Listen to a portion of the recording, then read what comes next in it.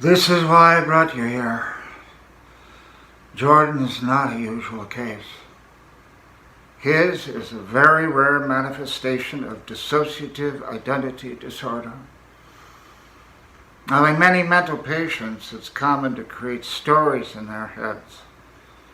These stories could be based on delusions, hallucinations, or other types of abnormal thought patterns. For example, a paranoid schizophrenic might create elaborate stories about being followed or persecuted by others.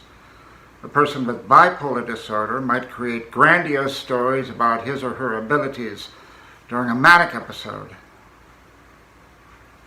This is where Jordan stands out. He has been consistently trying to change a day from his past, but loses his battle with destiny.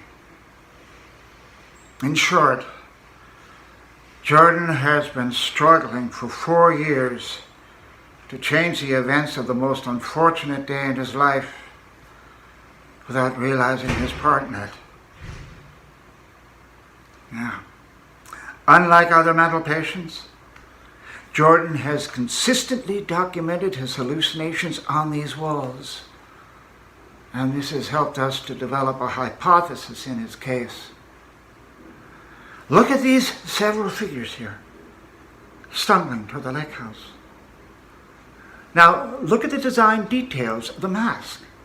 Now, look at these family photos taken on the beach moments before the tragedy. Jordan has fragmentized his memory of that day and relives those memories by hallucinating different stories in the same setup, the lake house. The only commonality in all of these stories is this figure, a masked maniac, shall we call him? No. Jordan doesn't realize his responsibility for the accident at first. His hatred for himself is so strong that he needed to create this alternate personality, the masked maniac, to blame for the tragedy. And every time he hallucinated, he drew another maniac on the wall.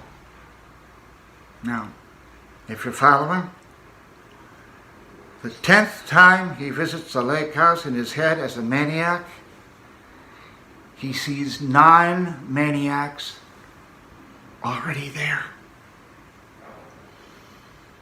waiting, it seems.